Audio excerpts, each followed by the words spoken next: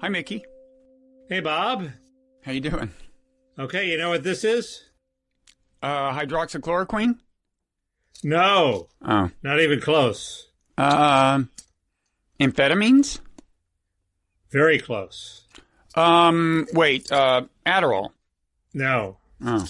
It's Sudafed. It's my performance-enhancing drug. Good. Which I'm now going to take. Maybe you should have taken it sooner. Doesn't it take a while to kick in? It kicks in after about 10 minutes, so we'll see what happens. That's fast. But here's the thing. Performance-enhancing drugs are one of my themes because there was this town hall last night with Joe Biden. Mm-hmm.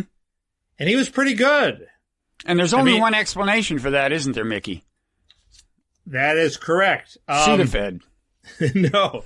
But it raises the issue, why is he terrible some days? Because he is terrible on some days. Mm-hmm. I have people who support him who went to a fundraiser and said he was practically a bowl of Jell-O. And he was quite good last night. And that should strike terror into the hearts of the Trump people, by the way, because Trump's last remaining hope was that Biden would be revealed to be as I said, a cadaver at the debates. And as long as he takes this drug, he's obviously not going to be a cadaver. And so the question is, I think the public has a right to know what drugs each candidate is taking. Maybe Biden is taking a drug that will wear off 1 year into his term. And, you know, sometimes drugs do that, especially sometimes sooner, in my experience. Yeah. Well, I mean, taking it again and again has a decreasing effect. And so we're electing a guy for 4 years. If he's on, Ibogaine or Adderall or something that's going to stop working in the middle of a negotiation with China, that's not so good. Well, actually, Trump supporting cartoonist, is it Scott Adams, was trying to circulate a rumor that they were giving him some specific anti-Alzheimer drug, right? That's what I was looking up while we were preparing. Preparing is not actually accurate. I was trying to solve tech problems. Namandel. Or what is the name of the drug? I don't know. I'm not quite there yet in my own life. It was a post on 4chan that allegedly by an ex-Biden staffer about how they were giving him this anti-Alzheimer's drug, but it had a bad side effect of incontinence. So then they were having to buy him Depends. In retrospect, I was taken with it at the time. In retrospect, it's way too over the top. Yeah, no, it's bullshit. You sent this to me. It had all the hallmarks of fake news, of a fake anonymous source. Well crafted, but it was well crafted because it had some sort of gratuitous stuff about he was a Bernie bro, and right. But it had some stuff about Seth Rich. Why would you talk about Seth Rich? It was on 4chan. If you really had the goods, why would you put the goods on 4chan? And the whole incontinence thing is way over the top. So it wasn't just on the nose; it was over the top. And it was irresponsible of Scott Adams to distribute it, I might say. But so why are you bringing this up then? If the one rumor turns out to be bullshit? Well, forget that rumor. I'm saying that there's something he takes, and maybe it's nothing. If he takes nothing, he can say, "I take nothing." I think it's much more important than the candidate's financial disclosures. We need a drug disclosure. They should say what they take. If Biden takes nothing, he can say he takes nothing. If Trump takes nothing, he can say he takes nothing. The public has a right to know what psychoactive substances their candidates are taking. Well, yeah, but why would you trust them to tell the truth? Are you going to give them like drug tests? I mean, Trump is said to be an Adderall junkie, and that rumor goes way back. And but do you expect Trump to tell the truth? Of course, he's not going to tell the truth. Why would Biden tell the truth? That's a good point. I don't trust Trump to tell the truth. But at least we get the truth from Biden. We've had 4 years of Trump. We know how he behaves. Biden's a pig in the poke. We want to know how this unknown quantity will behave in the future. Okay. I mean, we've seen Trump on Adderall. We know what it produces. Not all pretty, but okay. That's Well, the way it is. I think you should email that suggestion to the Biden campaign, and we'll see how that works. I think I'm going to tweet it, Bob. The power of Twitter.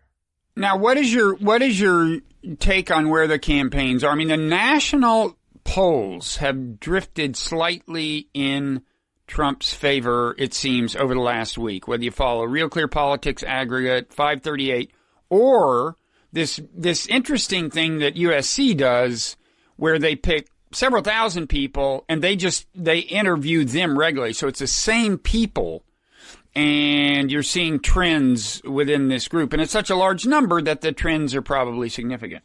And what do the trends show? All of these things show that within the last week, there's been a closing of the gap of somewhere between 1 and 2 points, so that Biden is now ahead by around 6 points. Yeah, that's where he is in the Real Clear Politics average.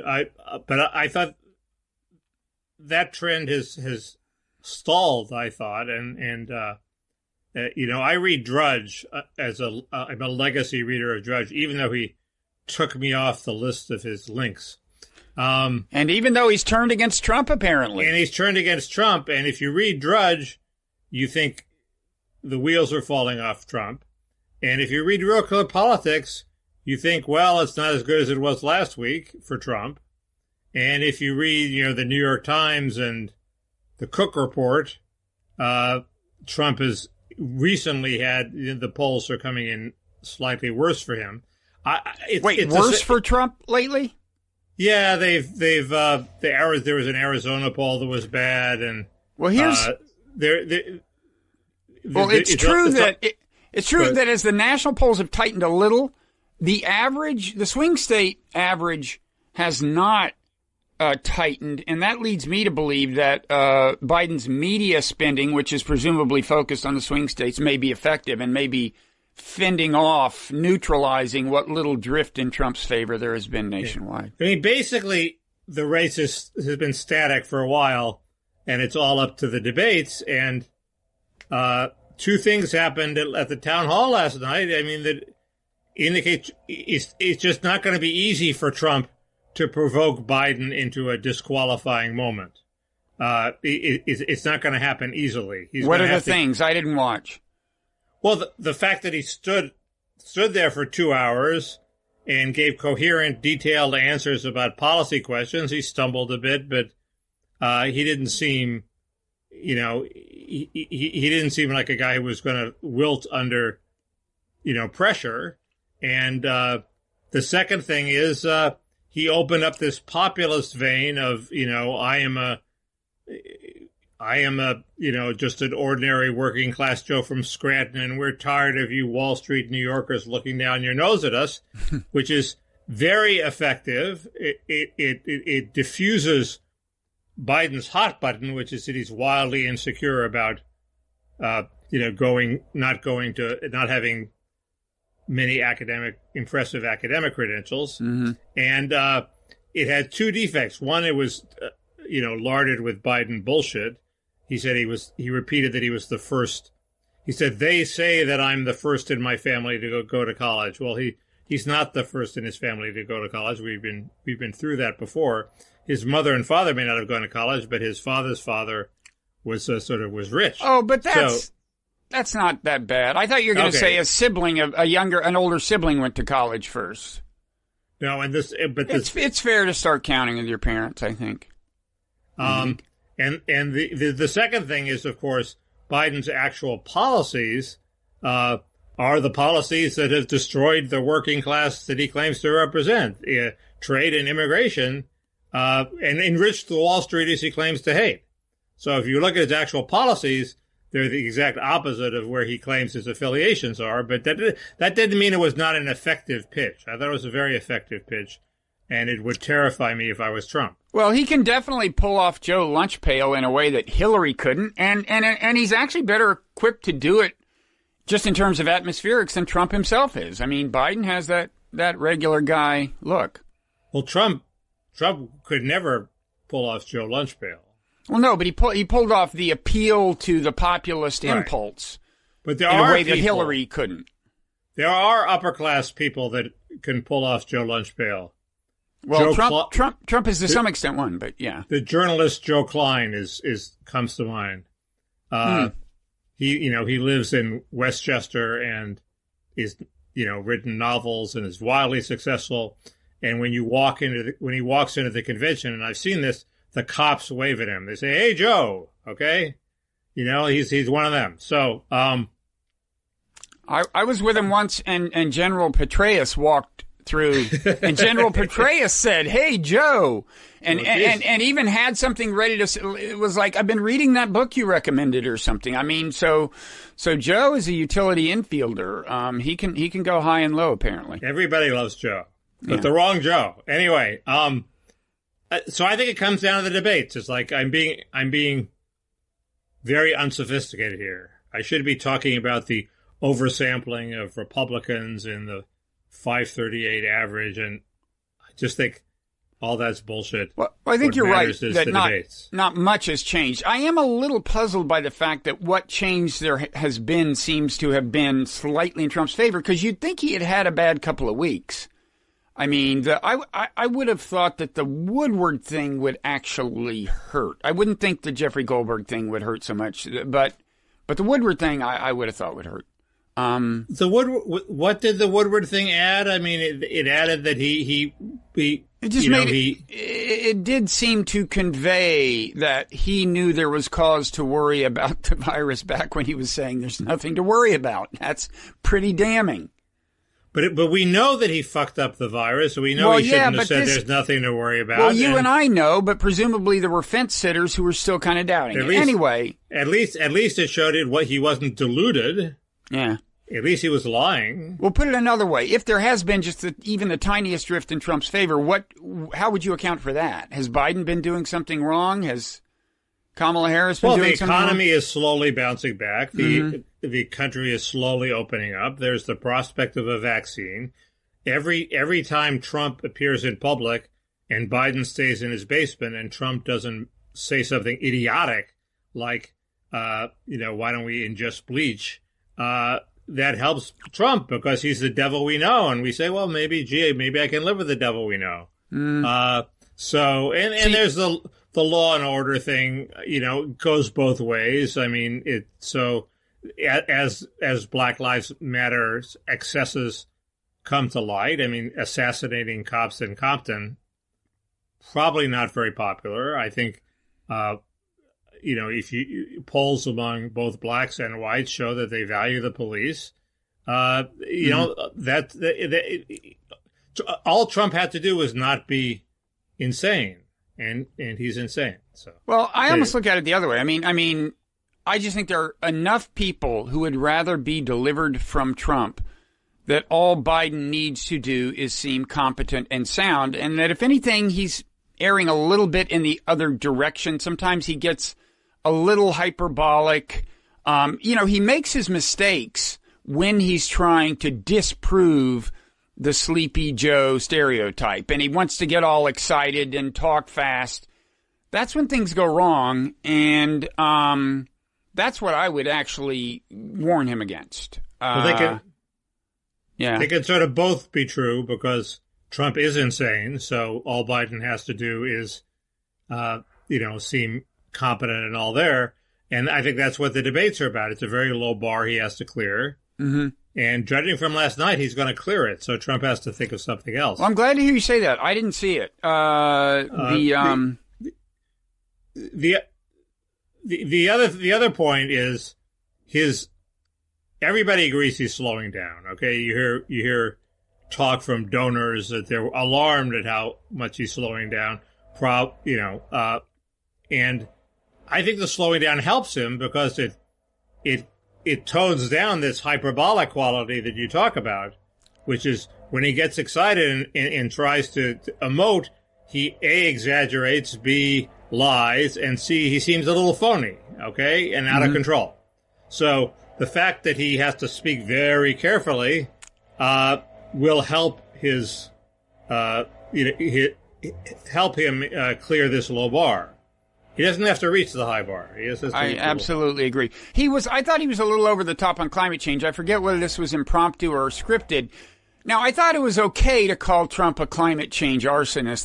That was, I kind of like that phrase. But in that same riff, he was going like, if we have another 4 years of inaction on climate change, and he was basically saying the next 4 years will be full of like fire and blah, blah, blah. And unless I'm mistaken, the challenging thing about climate change as an issue is that if you start reforms today, they don't do any good for a couple of decades or something, not for the next 4 years. Now, granted, this isn't much of if Biden is wildly overstating things in this sense, it's not much of a tactical vulnerability because Trump's line is more or less that climate change isn't real. So he can't very well claim that Biden misunderstands the dynamics of climate change if he's saying it's not a problem in the first place.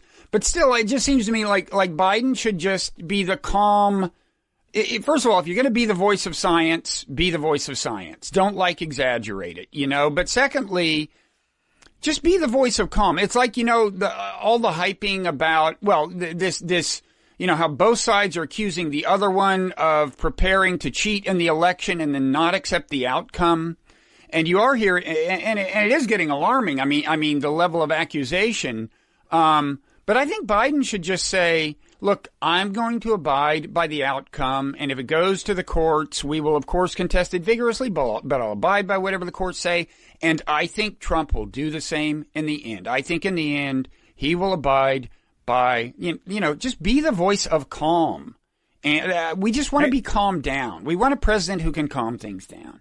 You hear that the Democrats have this committee to fight the election, including having unrest, and it's funded by all sorts of rich do-gooders, and it has all sorts of respectable organizations linked to it, like Demos. Wait, committee to fight the election? Is that the phrase? It's on Real Clear Politics. No, it has some other name. It has the word committee to table fight cheating in the election, something more like that, presumably. Can I go to the web without losing the feed? You can open a browser without losing the feed. Yeah, I mean, do you have more than one browser?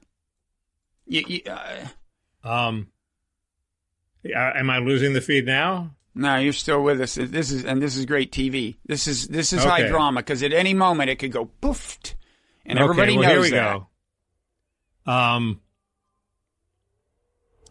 Okay, the drama is fading. The drama is fading. Okay, sorry. So I'll juggle. Wait. Political landscape. I'm going to juggle. No, wait. I can't juggle. Hang on. It's coming up. Here we go. The Fight Back Table, a coalition of liberal organizations planning for a post-election day apocalypse scenario. And it's funded by funds affiliated with Arabella Advisors, who I've never heard of. But it seems to be linked to all sorts of respectable organizations, and they are not saying we're going to just abide by what the courts say. Oh, they wouldn't say they're not going to abide by what the court. I'll tell you who is saying that. In effect, do you know who is saying that? The person who, for better or worse, has in the past been a harbinger of Trump campaign themes to come, and that is Steve Bannon on his podcast. What he is saying, I was listening to yesterday's, and he is saying this, it's more than subtext. He's not saying it quite like this, but it is the literal meaning of what he's saying. He's saying the votes cast on election day are valid. The mail-in votes are not. He's saying, if you listen to his Thursday podcast, that's the only way to read it, if you ask me, even though he didn't use his exact words. He says the votes that are cast in person, those are what he calls the secret ballot votes. The votes that, are in keeping with American tradition, whereas apparently mail-in ballots do not qualify. And he's saying whoever's won at the end of Election Day has won. It's going to be Trump, and he ain't leaving. And that's, to me, a pretty dangerous message to be sending because, this is probably has the highest percentage of physically dangerous listeners of any major podcast in America, Bannon's podcast. And that'd be an interesting ranking. Well, he beats us, I'll bet. I don't know. Have you? You know more than I do. Some of apparently. our listeners. Bannon's right about the long-term potential of mail-in ballots, but I think it's wildly irresponsible to say that mail-in ballots now are not valid. And also, the pandemic is holding in check many of the I think this is suggested by a reader, many of the worst ballot harvesting techniques. People will be reluctant to go around and meet with 50 different people maybe. And take their ballots and deliver them. So, it may be the negative possibilities of universal mail ballots will probably not be realized this election, I don't think. But speaking of doors, is it true that Biden is not sending any workers out to knock on doors and Trump is? Campaign workers? There was a big debate over Trump is sending workers out to knock on doors and Biden isn't, but they claim that they have some other metric of it's not who you leave literature for on their door, but it's who you get a response from. And if you count virtual responses on the internet, they're doing fine. It had a rationalization. I think they should knock on doors for good measure. I mean, they should wear their mask, knock on the door, step back 6 feet. And then if nobody answers, slip the stuff under the door. At least show, make your presence felt. I think that sounds like a mistake to me. But what do I know? Plus, if columnists don't go out following door knockers, then they can't write columns about how they're reassured about the great and good American people. That would be, which is the sense you always get when you go knock on doors. More than the internet, you get the sense that people are okay. They're smarter than you think they are. They are okay. It's on the true, internet, though. That's true. On the internet, sometimes you don't get that impression. But that is the trouble with the internet. So you know what the good news for Trump is on the COVID front? It's not good news for humankind, but this wouldn't be the first time that there's been an inverse proportion between those two, an inverse correlation. I think they're too good. There's obviously a little bit of a COVID upswing. Seems to be the first good news for Trump is that it's at least as high in Europe as in America. So maybe he'll increasingly be able to say, look, the whole world is having trouble with this. Right. But the other thing is, it will lead to faster results on the trial 3 phases of the viruses because the way they do the test, they don't do the sensible thing and just choose about 50 people and directly expose half of them to the virus. Rather, they choose thousands and thousands and thousands and send them out into the wild and tell them to behave the way they normally would. And when things start getting meaningful is when a lot of people come down with the virus, presumably people in the control group who didn't get the vaccine, but whatever. And the faster that happens, the faster you have statistically valid data. So, Trump is going out on a limb with the vaccine thing, right? I mean, he's virtually promising now that we're going to have a vaccine deliverable to at least some number of Americans before the election, right?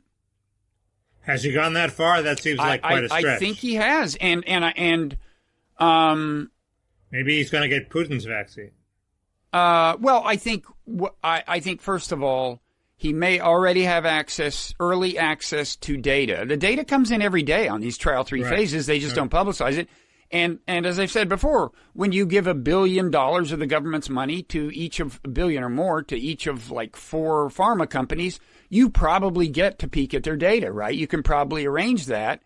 And he may know that he's going to be able to say before the election, okay, this looks solid enough, this one vaccine, that we can give it to, emergency responders, or we can give it to, start giving, and they would have enough in hand now because this warp speed policy, which makes sense to me, actually, pays companies to go ahead and make the vaccines. So it insulates them from the commercial risk of making a vaccine that turns out not to work, at large scale. And so, we'll have a non-trivial number on hand. Is warp speed basically the same as Bill Gates' idea? Well, Gates wanted to actually build factories. I guess. Yeah, Gates was saying basically he would assume the financial risk. He was going to build 4, I think, factories and look at the most promising vaccines and start producing them. He may be doing that already. But aside from that, Trump is insulating the companies themselves from risk and saying, and they're agreeing to produce the things now and guarantee America preferential access to them, I think. You know Trump is going to do that. It's just a question of how bullshit it is. I mean... Well, I think... It's like Jimmy Carter's proclamation of a promising peace deal, right before a key primary. I mean, it's going to do it. It turned out in that case to be bogus, and I think everything Trump's done so far has been a little like not airtight, right? He just needs like one cop or emergency responder to be on camera being injected with a vaccine, and I think if he's saying as much as he's saying now, he may have reason to believe he can make that happen before November. I keep thinking of your poor friend Jonathan Edwards. Could we review for people who may not be as scholarly as you? Jonathan Edwards, I'm not scholarly. The figure perhaps most prominently associated with the Great Awakening, who by the way, ironically, was a big science. I mean, he was an evangelical in some sense. Obviously, the Great Awakening was very evangelical in spirit. This is like in the 18th century. But he was very much trying to reconcile Enlightenment ideas with theology, and he was very pro-science. And for that reason, he agreed to take the smallpox vaccine back in its early days, and that's what killed him. He was president of Princeton University. And is buried in the Princeton cemetery there. He was president of Princeton University? He, in fact, was. Is that why the head of Princeton said that Princeton was founded on racism? Now, that's a fascinating development. First of all, am I guilty if I thought that was hilarious and Princeton deserved it? Oh, well, that's the whole idea. I mean, this is like the Justice Department trolling them, right? I mean, yeah. So you can explain. Yeah. So Chris Eisgruber, president of Princeton. Well, it goes back to the Woodrow Wilson thing. So first, in the wake of the George Floyd thing, he comes out and says, "We are going to rename the Woodrow Wilson School."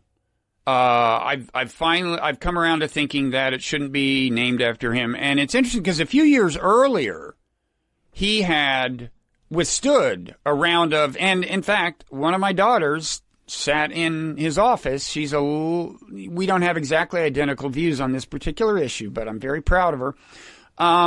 She was part of the sit-in in his office over the Woodrow Wilson issue in the first round, and he was, I think at that point, pretty dismissive of the idea. They did make some modest concessions, but anyway, this time around he comes out and he says, yeah, it's horrible. Wilson's horrible. We're changing the name.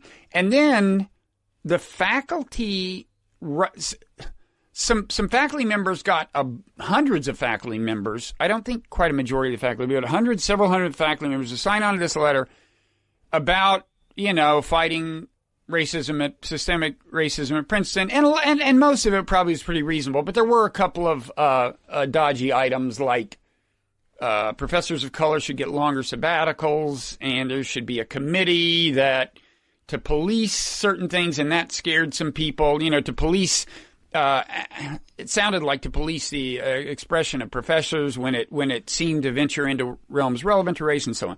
Anyway, I think it was in the course of commenting on the letter that Eisgruber did this mea culpa or mea culpa or something about how, yes, Princeton is something to the effect that it's systemically racist to the Justice Department. I'm sorry, this is kind of funny. Trump's Justice Department says, oh, well, then we should investigate you because according to, what is it? I don't know. Is it Title IX or what? But we are obliged to investigate strong evidence of racism at any university. Thank you, President Eisgruber. So he perhaps could have spoken in more muted tones in retrospect. Wilson was a racist. he got America into World War I, and he believed in he believed that the problem America was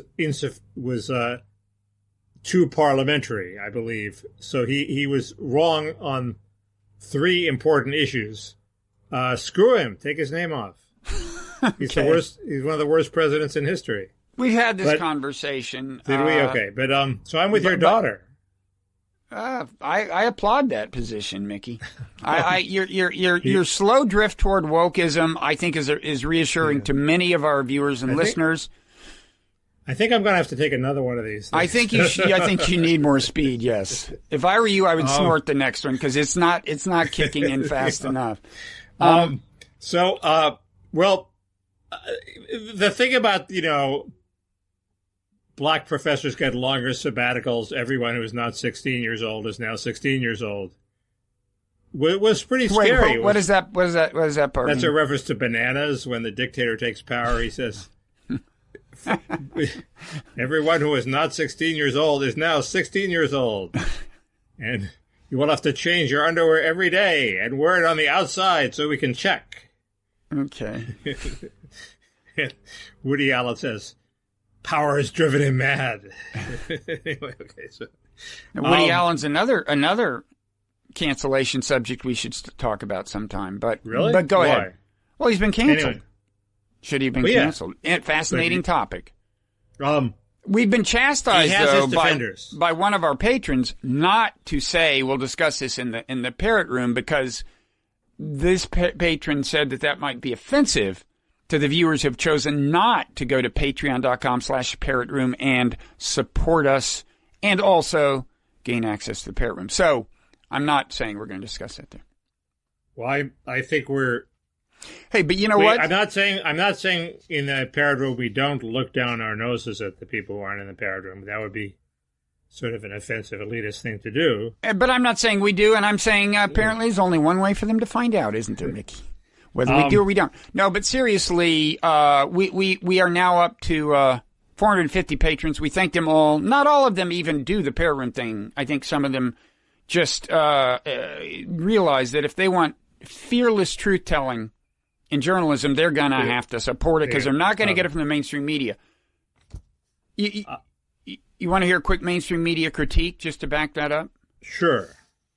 So Redfield, the head of CDC, says this thing about how, in a way, masks are more effective than vaccines, and also says, most Americans are not going to have access to a vaccine until well into next year. And remember, and Trump comes back and disses him. Right. Correct. So the New York Times homepage headline here is, Trump again scorns science on vaccine and masks. Now, go ahead, and I'll give you my critique of this headline. This brings up Jim Fallows' media critique. He has a big piece in The Atlantic about the press is making the same mistakes it made in 2016 and not realizing that Trump is a sui generis threat and they have to change their rules. It's hard to read headlines like that and say that the press isn't sufficiently anti-Trump. B, it's all based on this sort of comically naive idea that if only the press were tougher on Trump, people would realize that he's a charlatan and a liar. Nobody has seen, of all the people in America, nobody seems to be practicing the form of activist journalism that Fallows would want. So it's hard to say. And B, it's absurd. Everybody knows he's a charlatan and a liar. They vote for him anyway because they like his policies. Fallows is vastly overstating the effect of journalism on the voters. Well, not only that, I mean, the journalists are by and large doing what he says. The lead paragraph associated with the piece, whose homepage headline I just read, I don't have it with me, but I remember it specifically. The lead paragraph called, unless I'm getting this mixed up with another story, but anyway, called Trump's claim outlandish and some other comparable adjective. And I think that's just bad because, first of all, that's a judgment call. That's not for a reporter to make. And secondly, this winds up playing into Trump's hands because he has ammunition when he tries to convince his followers that it's the fake news media. Right. Jim has one good point, which is that the New York Times made too much of Hillary's emails. I did think Hillary's email story was overblown from the beginning. You know, what she did might have been illegal, but probably shouldn't have been illegal. But even that wasn't responsible for Comey reopening the investigation, which was the key move, which was not a press failing. And also a point against Jim, his big example toward the end of his piece is less than 3 months have passed since news broke of Russia paying bounties for the deaths of U.S. troops in Afghanistan, and it's rarely covered. Well, it was covered this week because a bunch of military officials said they weren't convinced it was true. Maybe that's why the press wasn't paying much attention. The press covered the hell out of that story. They overcovered it, and the recent story was, you know, they're looking at the evidence, and the evidence isn't airtight. Now, I don't quite know why the evidence isn't airtight. They did. Some Taliban who was captured said that there were Russian payments. Is the issue, were the Russian payments for bounties on troops? Why on killing of troops? Why does it matter that they pay bounties? Russia is giving them aid. It's obviously going to be used to kill people. Right. And so specifically bounties on U.S. Jews. Why is that such an added dollar? Well, we're waging a proxy war there, and you know, we kill them, they kill us. That's what war is. I mean, you could ask who started this. What did we do beginning in the late 70s and early 80s but pay Afghans and basically and Muslims of other nationalities like Osama bin Laden to kill Russians? What exactly is the moral difference between that and between giving them the weapons and the wherewithal and anything else they ask for and paying them a formal bounty? You're subsidizing the killing of people in a proxy war. Happens all the time. I just want to say quickly on that, the Trump again scorns science on vaccine and masks. The funny thing is, this was a close call. Redfield himself said, now this is going to sound weird, but I'm going to say that, like, masks are in a way more effective than vaccines, because the vaccine might be effective only 70% of the time. Well, okay, but if you take that vaccine and then do an antibody test and realize it has stimulated antibodies, you're a hell of a lot better off than you would be wearing a mask. So, you know, and then as for Redfield saying, I don't think a vaccine will really be ready until X, you know, that has to do with judgments about how much risk is tolerable and so on. So neither of those is science speaking, and I just don't like to sustain the myth that anybody with a PhD or a white lab coat is like the voice of science, and the rest of us are helpless in the face of their authority. Anyway, it's just... I agree. Well put. So what else can I'm just getting wound up. I do want to... Good. You're rapidly passing me on your way to the right. I love this. Well, no, I have all along, look, the good chance to plug my newsletter, the Nonzero newsletter, available at nonzero.org for free, because previously its name was the Mindful Resistance newsletter, and the idea all along was the resistance is being too reactive and playing into Trump's hands, and I think the New York Times' over-the-top anti-Trumpism helps him. I think it helps him. What's been annoying me lately is on Twitter, all the Times reporters, they always hyped each other's stories, and they're going like, quite a lead. You know, they competed with each other for the most anti-Trump lead, and they go, quite a topper on this one by so-and-so, and they're sort of like, the New York Times has become journalists in a way. It's where they're each trying to impress each other with how anti-Trump they can be. Do you mean journalist? Is that an allusion to journalist? Yes, that's what I said, I think. Journalist. Ezra Klein's thing? You got to unpack that for our younger viewers, you know. Well, I mean, Ezra himself is almost eligible for Social Security by now, I think. I know he's rapidly becoming Hugh Sidey. I had to. There was somebody said that they had praised me on their podcast, that Matt had praised me on his podcast. So I listened to what I thought was the most recent podcast, which was an hour of discussion of the filibuster. And of What, course, you mean the weeds? the weeds? And of Matt course, Iglesias praised you? No. that's what I heard. But I don't doubt who the that hell you knows? heard it. Anyway, he didn't praise me on the hour long of the filibuster, and it was really. I now know a lot about the filibuster, and they are both impressive talkers in that. They are. In that, Ezra never says and ah, which I say all the time. Matt rarely does either. And Matt rarely does either. And the squeals and the octave range of Matt's cries is just really impressive. I mean, they'll come back. Okay, now we're back, and it'll go. It's like it's incredible. Well, they it's like both he should do be the leader of a rock band or something. They both do the young folk thing, ending every sentence as if it's a question. And so when they talk, did you do that? Is that the vocal fry? What? There's something called a vocal fry.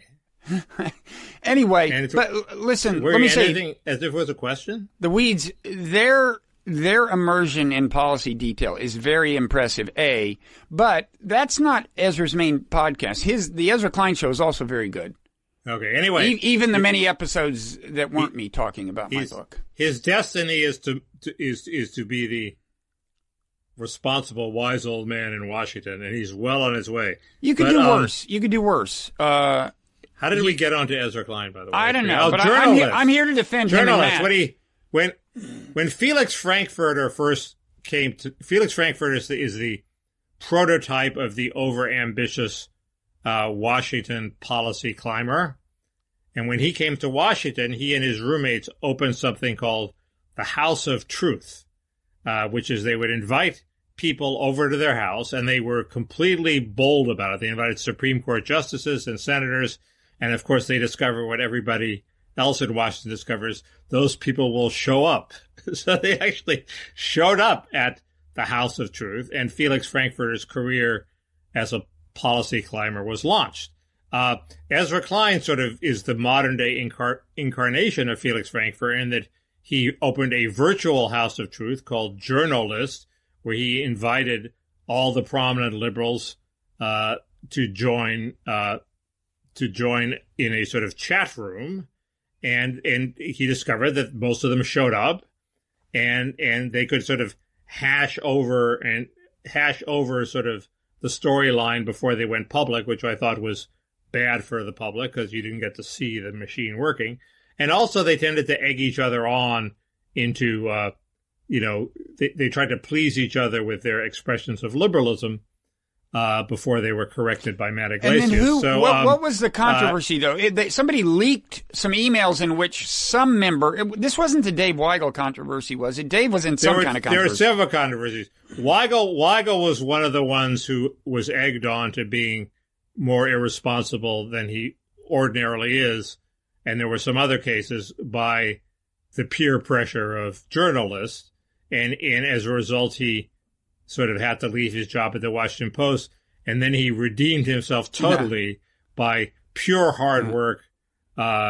And everybody respects him now. He spent purgatory at Slate and then was welcomed back to the Washington Post. He just worked his fucking way back up the mountain. Well, he's incredibly. All these people are. We should ask all of these youngsters what drugs they're on. They're incredibly productive. I think universal drug disclosure. If we're going to have, before you can get the universal basic income, you have to disclose exactly what drugs you have. The second thing was somebody leaked to me a bunch of the transcripts, and I published them. And they were just people pissing on Marty Peretz, if I remember correctly. Wow. And I intended to put them up in 2 installments, and at the end of the first installment, it became clear that there was like nothing that was going to be added by putting up the second installment, so I didn't do it. But Marty was the owner of the New Republic at that time for our younger viewers and listeners. There should be a single word that means viewers or listeners, I think, in the age of podcasts, shouldn't there? Listeners? Only ones, because all podcasts are visual now, too? Well, many are. Yeah. Many are.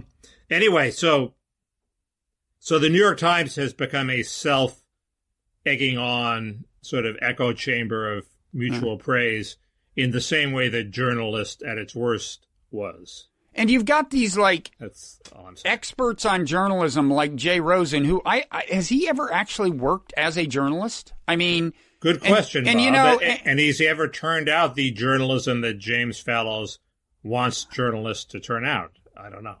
Has anybody? I don't know that he's ever been. I mean, I don't know, but anyway, I think the you know, the he said, she said, the this side said, that side said. I think there's something to be said for that kind of journalism. I won't defend it further here today. There, you know, a lot other things happened this week that I want to talk about.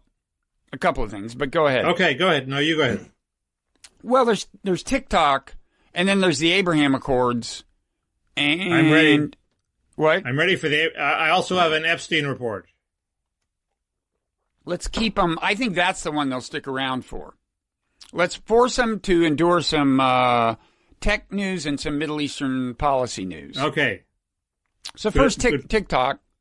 So the state of play on that. So today, Trump announced that both TikTok and WeChat will be have to be removed from the app stores, Google App Store and iPhone app stores. I don't know, right about now, I think almost immediately, and they're going to do other things that, in effect, disable or compromise the functionality of WeChat right away. And then things are going to be done comparably to TikTok after the election. Now, that's interesting. Okay, so here's what basically happened. So, as you know, Trump basically said, we're going to, weeks and weeks ago said, we're going to shut down TikTok unless it's sold to an American company. China, the Chinese government a few weeks ago, and it looked like Microsoft was going to buy it for a while. Chinese government came back and said, well, we decided we're not going to let TikTok export its intellectual property to the United States. We have doubts about that. In other words, you're not going to get a hold of the algorithm, blah, blah, blah. So that meant like a flat out, they did various things to make the flat out sale scenario difficult. And at the time I thought, wow, they're calling Trump's bluff. They realized, Trump had said you got to sell by mid-September or TikTok is gone. And I thought, maybe China understands that he's not going to have the nerve to shut down TikTok before the election. There are tens and millions of happy TikTok users, including some Trump supporters and some undecided voters. And I wondered if China was doing that. And interestingly, so meanwhile, there's an important subplot I want to get back to, which is that Oracle becomes the lead candidate for doing some kind of deal with TikTok that would allow it to survive. Oracle's chairman, Larry Ellison, is a Trump fundraiser, and Oracle's CEO actually worked with the Trump transition team. Okay, so they're on a committee, a Trump transition team committee. So there's a deep connection between Oracle and Trump. And Trump Let's not overdo it. Transition teams, there are hundreds of people who work with transition teams. It's fine, but Trump publicly gives Oracle its blessing, his blessing, which it doesn't do with Microsoft. Okay. And suddenly, lo and behold, Oracle is in the lead. It looks like Oracle is going to get it. And by the way, that's probably still going to happen. But interestingly, what Trump has done is he did go ahead and either shut down or deeply compromise WeChat, like as of now, before the election, because the only people who care about that are a relatively small number of Asian Americans who use it to communicate with their relatives and friends in China and probably wouldn't vote for him anyway. But he decided that nothing serious is going to happen to TikTok until after the election. I mean, you can't download it now, but everybody who's already got it doesn't need to download it. So there's all of that. But where are you going with this? You're saying that this whole thing is bullshit? Well, I want to say there are people who say that. No, I don't think it's all bullshit. But Trump did back down. He had said he's going to shut TikTok down mid-September. China called his bluff. He said not really. Okay. Now he can plausibly shut it down in November because that's after the election. But what does this have to do with Oracle? Oracle is some kind of vague partner. They didn't buy it. Let me get back to that. What are they? As Matt Stoller says, what are they going to do? Share a pizza? I mean, what are they doing? Let me get back to that. I think in almost any scenario, so it's looking like it's not going to be an out and out sale. That didn't make sense anyway for various reasons. But it does look like Oracle, all of the data, all of the U.S. TikTok operation is going to be in the U.S. Oracle is going to control it. They're going to vouch for the security of the data and that Americans' data aren't going anywhere where they shouldn't go. And they're going to get some kind of stake probably in ByteDance, the Chinese owner of TikTok. But it seems to me likely in any scenario that Oracle is going to have the power to exert some degree of control on the TikTok content. The power to just say, nope, this, the way Mark Zuckerberg now does sometimes. He just kills certain things and Trump people complain about it. Sometimes they probably should. I think Oracle is going to have that power. And again, Larry Ellis, both the chairman and the CEO of Oracle, are Trump supporters. And I just want to review how this came to be, okay? Trump said basically, hey, nice social media company you got there. Be a shame if something bad was to happen to it and it wasn't to be allowed to operate in America unless maybe you deliver it to the control of my political cronies. And now that's going to happen. Now, I'm not saying this is going to wind up being hugely consequential. Maybe it won't even if Trump is reelected. TikTok isn't a highly political thing, although Sarah Cooper, Trump's nemesis, got her start there. It can become, any social media can become very political. And I'm just saying that Trump did this thing that was weird and heavy-handed to begin with, of just saying to a company, as it happens, a foreign company, I'm going to shut this down unless you sell it to such and such. And the result of that is going to be that Trump has coerced a company into delivering a major social media platform to the control of his supporters. And even if nothing bad comes of this, it's a really bad precedent. It's one of many cases where Trump, helps American political norms evolve in a bad direction. And you're gonna tell me like it's no big deal, as you always do. But the thing is, it's not even getting any attention because Trump is so busy breaking norms in so many places. It's getting some attention, but no. Who is saying what I just said? Who is saying what I just said? I've seen it on. You've said it more clearly than I've seen it on Twitter, but I've seen a lot of talk about how Larry Ellison is a Trump guy. So he's delivered 1 out of 5 social media sites into his supporters. The other 4 are controlled by his enemies.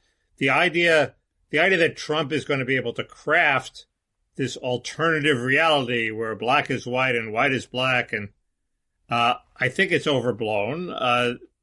I think it's hard to control what goes on TikTok. They'd be very hard put to they can ban Sarah Cooper, but beyond that, they can't ban all the Sarah Cooper wannabes.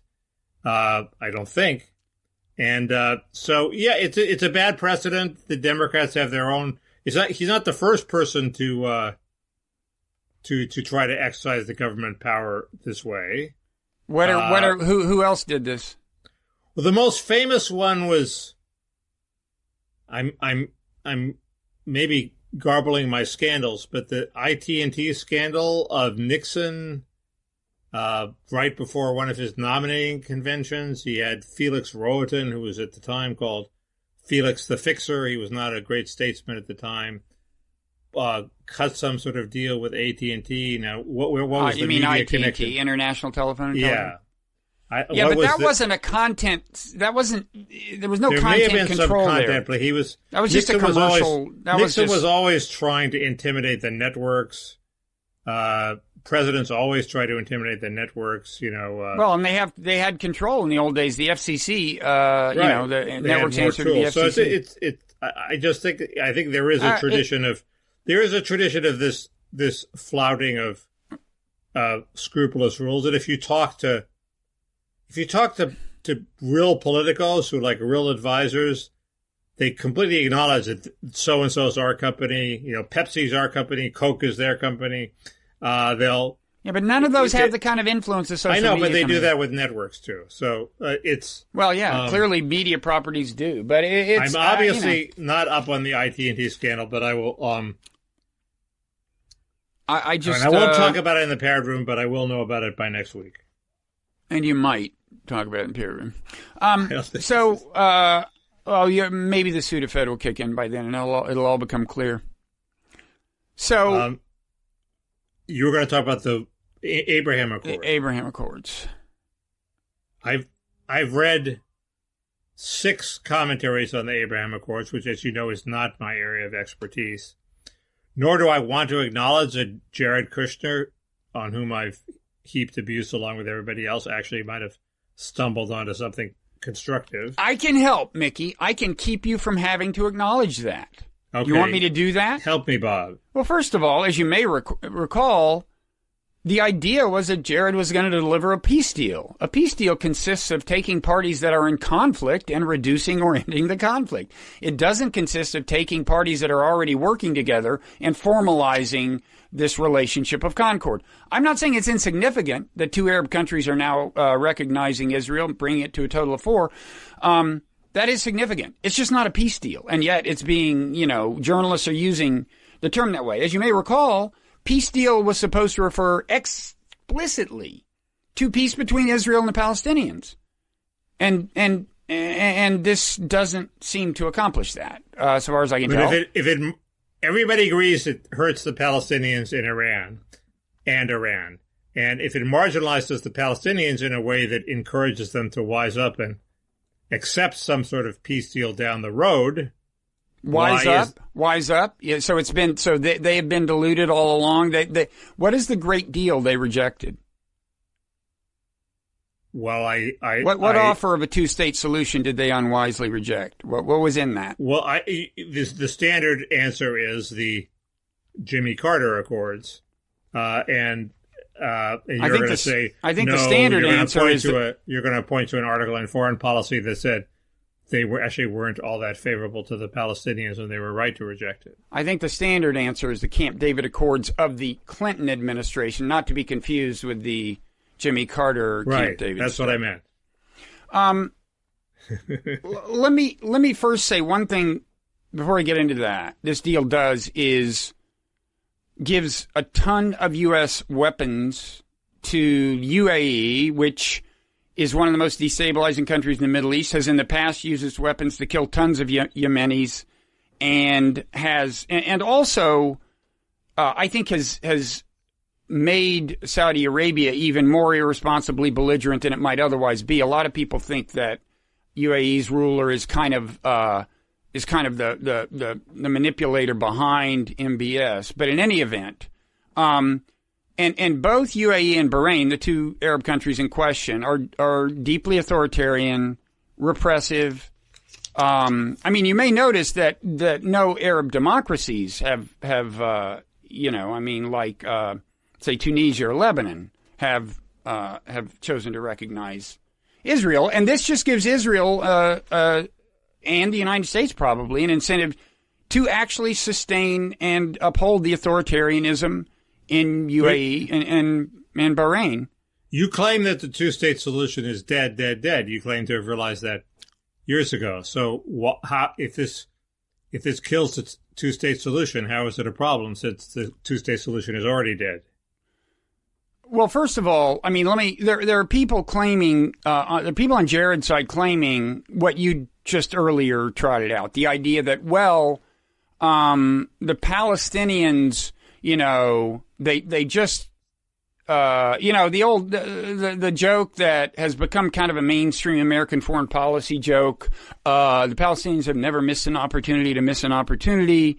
The idea there that there are many times when they should have accepted a deal, and so what you need to do, and this is a view that's common in Israel and on the pro-Israel right in America, what you need to do is just really drive home to them how powerless they are. You just need to kind of keep hitting them until they finally admit it. That's the idea, and there are people who think, as you do, that or as you suggested, that this will, by reducing their leverage further, which it does, finally drive home the point to them that they have to accept what's been offered. Right. So I just want to emphasize that a state, in a meaningful sense of the term, has never been offered. I mean, if you ask, what does a sovereign state entail? Okay? Well, you do things like you control your airspace, you control your borders. Yeah, you can have a military of, whatever kind of military you see fit to, within the constraints of international law that you see necessary to defend yourself. Well, so far as I can tell, Israel has never been willing to make any of those things part of a two-state solution, and have kept them off the table, unless I'm mistaken. So, it's state. No sovereign state has ever been offered the Palestinians. I mean, there haven't been that many formal offers, period. But when they've kind of talked loosely about, well, what we could live with and what you could live with, no one has ever offered them anything remotely resembling an actual state. You claim to have personally told John Kerry that the two-state solution was dead. So what was he supposed to do? Pursue this better version of the two-state solution, or do what Jared did, which is arrange for this extra two-state solution, extra two-state peace between Israel and the Arab world? Well, you're right. I in 2011, I found myself sitting next to him on a plane. It was such a small plane that there was no first class, which is why I found myself sitting next to him. And I had just come back from Israel, from the West Bank. And I probably somewhat ostentatiously was looking at this map that I had in my, of the West Bank. It wouldn't surprise me reflecting on it if I thought it might get his attention. Who knows? But it did. He said, "Oh, so do you have a solution?" And I said, "Actually, I'm now convinced that a two-state solution is impossible." This is before he was Secretary of State. He could have saved himself a lot of trouble by listening to Bob, Mickey. Did he? No. But you're saying that he should go back to it. That's what I don't understand. No, I'm just explaining why the idea that I'm just trying to explain. First of all, there's a lot of stuff Americans just don't understand because American media just do not exactly underscore it. I mean, let me tell you some things I saw on the West Bank, okay? So this is called the Abraham Accords, okay? We went to the tomb of Abraham. Have you ever been there? At least the purported tomb of Abraham, recognized by all three Abrahamic religions as the tomb of Abraham. Have you ever been there? No. Okay, it's in Hebron. So first of all, now Hebron is in the occupied territory, and one thing you notice there is like, at the tomb of Abraham is where this Israeli Jewish terrorist Baruch Goldstein gunned down 20 Palestinians or something. His grave, his tomb is there in the cemetery. And there are always fresh flowers there, at least were then, because the settlers, the religious, there are kind of two kinds of settlers in Israel. Just the, more or less secular, taking advantage of government incentives that lead them to settle in settlements, and then the religious settlers, and some of the religious settlers are hardcore. So first of all, these people, he is a hero. So some of the settlers that Israel has transplanted to what is under international law Palestinian territory are of this type. They are celebrating and almost daily celebrating a terrorist. But the other thing about Hebron is it's one of the most it was the most apartheid-like thing I saw there. There's a street from the tomb of the patriarchs to kind of downtown Hebron, which takes you into a part of Hebron that's more thoroughly under Palestinian control, although everything is ultimately under Israeli control in the West Bank. And Palestinians aren't allowed to walk on the street. It's only for Jews. And Palestinians, to walk from the tomb to downtown Hebron, have to, look up in this hill, and there's this kind of this path that they're pushing strollers along and stuff because they're not allowed to walk on the street. we were taken on this tour by this group called Breaking the Silence, these former Israeli soldiers who were in the occupation. And I mean, the stories they told us, one and I don't want to go on forever about this, but I just really think when you see the way this whole thing is being processed in the media, like, why haven't the Palestinians accepted one of these great deals? Maybe this will drive it home to them. And what you appreciate when you're on the West Bank is like, if they have any sense of normal human dignity and pride, of course they're not gonna get down on their knees, given the way they're treated. Why wouldn't they want to cut a deal where they would have a street that they could walk on? Well, if it involves acknowledging that unlike all other people in the world, you are not worthy of having an actual sovereign state, maybe their pride and dignity would keep them from that. First of all, it's not like... Aren't there a lot of places in the world where there's not an actual sovereign state, where there's sort of a semi-state? Thinking of when nations... Crimea, for example. Anyway, sorry. No, Crimea. No, I mean, a better example would be Iraq after Saddam Hussein attacked Kuwait, and they were under certain constraints with what they could do. Yeah, when countries violate international law, fine. But Palestinians are supposedly you're just going to start off in the penalty box because you're Palestinians.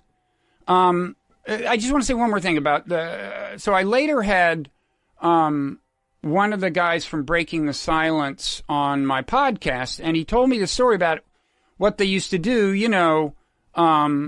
Israeli soldiers have the right to go into any Palestinian home at any time, right? So if they suspect there's some bomb maker in a Palestinian home, they will do a raid like at night, 3 a.m., the way American cops might in a similar situation. Okay? But they need to practice in order to do that. Okay? Naturally, you don't want to screw it up. You want to practice. And what he explained to me is the way they practice is they just, they go into a home at 3 a.m. and they don't tell the family it's practice. They just go home. Father's against the wall in handcuffs. 3 old kids are like wetting their pants. They take everybody down, blah, blah, blah. And then they say, just kidding. Okay? And I could give you any number of other stories about how the ways they degrade Palestinians, that to me at least were shocking. And, you can tell by the way this whole thing is being processed. Isn't this great news? Maybe the Palestinians will finally see the light that Americans just are not getting the story. And it's a very ugly story. Isn't it in Israel's interest for the Palestinians to have something of their own state, or else they're going to have the demographic problem of being outvoted in their own country, right? Well, yeah, I mean, that brings us to the one-state solution. It's not clear to people what Israel's long-term game plan is, because they don't seem interested in a two-state solution that the Palestinians would find acceptable. I mean, leave aside the terms of the state. It's just like if you see how finely intertwined the infrastructure of the settlements is with the territory, it's like you can't unscramble the egg at this point. It's going to be hard just in a physical sense. So, I don't know, Peter Beinart recently came out, a long-standing, liberal Zionist, and finally threw up his hands and said, yeah, there's going to have to be a one-state solution of some kind. He thinks it can be done in a way that safeguards the Jewish people. It probably can be. I mean, I would say the one hope of this Kushner thing is that if this makes Israel feel more secure, then maybe they could become less demanding. But as things are, I think one state solution is a more likely outcome. From my reading of various pundits who know more than I do, I had 3 takeaways. One is the Iraq War might have been helpful at achieving this because the Arab states needed friends, and before we took out Saddam, they had a friend in Saddam against Iran. So they didn't need Israel because Iraq was waging a war against Iran. It was a state of belligerence. So they had a frontline defense. Now they don't have a frontline defense, so they need all the friends they can get. The second thing is the U.S. withdrawal from the region also helps that. Forces them to look elsewhere for friends. So ironically, our withdrawal from having our troops there to in part defend Israel actually worked in Israel's interests. And the other thing was from Walter Russell Mead's piece. I hadn't realized the extent to which the Arab world was just collapsing. I mean, Lebanon, Syria, Egypt, these countries are all basket cases. Libya. Well, we and our allies turned Syria into a basket case. And Libya too. Well, and for that matter, if you look at I'm not an expert on Lebanese history, but, Israel's incursion into Lebanon long ago, I think, was one milestone, on the way to, first this civil war, but, certain residual problems as well. Things are bad. I mean, I would say, if you ask, who are the most destabilizing countries in the Middle East, or do the most destabilize the Middle East, we are a good candidate. I was going for the dialectical argument that these bad things we did are actually paid some sort of dividend, because if we hadn't screwed up all these countries, the Arab world wouldn't have had to buddy up with Israel. So this is the dividend? What is so great about what is so great? I'm not saying this is a negative development, but what great thing is going to result from this? It gives the lie it punctures the international lie that these countries really care about the Palestinians and really hate Israel. Well, the leaders certainly don't care about the Palestinians. We've known that for a long time. Yeah. But after a while, if trade if trade works its wonders, as you claim it does, then maybe the street will turn around too. No? Could, but ultimately, right now, from Trump's perspective, I think, or from Pompeo's or somebody, all of this is in the service of, to some extent, of preparing for conflict with Iran. So I'm not. There's just many ways this could lead to bad. It's also in the service of giving these countries' economies something to do when oil prices collapse and oil ceases to be this incredibly valuable commodity. So they're going to have some sort of, Israeli-aided high-tech economy or something. I don't know. Yeah, seems like a good, I don't know. reasonable tack to take. Of course, Bahrain is not super big fish, but by the way, it has a Sunni, I think, leadership, but a majority Shia population. That's why it's been so repressive in the past. But the idea is that other countries are going to follow in turn, culminating in Saudi Arabia, I assume, recognizing Israel. Okay, but all of this just gives us and Israel an incentive to support and sustain brutally authoritarian regimes as we give them more and more weapons. And we think that's great because, hey, maybe they'll use them to have a war with Iran. Well, I'm not so thrilled about that prospect. Good point. The last guy who objected to our support of authoritarians in Saudi Arabia was Osama bin Laden. So he had his upside. Final thought: no. If you read some columnist who starts off referring this as a peace deal, just stop reading. Stop reading. No. Not to be trusted. I think what you said isn't all that different than what Jeffrey Goldberg said. So the Wright Goldberg Anschlusses said about this, about the peace deal. He didn't say much. He just said. I haven't heard anything he said. He wrote an article, just had the conventional wisdom, winners and losers. So you want my Epstein update? I'm waiting for something to Speaking of somebody who might have been subsidized by both Saudi Arabia and Israel, First, I finally reached my source. There'll be more to come on whether, in fact, this was an official Israeli operation. But my source agreed with Eric Weinstein that they probably this did not have to be a pedophilic ring or an illegal underage girls ring. Weinstein said, well, if you're running a Mossad honeypot, and it's not clear that it was a Mossad honeypot, but if you're running a honeypot, why does it have to be an underage girls honeypot? Why can't it be a 19-year-old girls honeypot? Why does it have to be illegal? Well, isn't one answer that then the blackmail, if you're doing blackmail, it's much more effective? Right. And also, who's gonna sign up with Epstein Blackmail Inc. just to get laid with a legal person you could, maybe get laid with without his aid? And the answer is they couldn't. And so he sort of had, he had a girl for every taste. You want the 19-year-old, you get the 19-year-old. You want the 14-year-old, well, 14 is a little young. You want the 15-year-old to get the 15-year-old.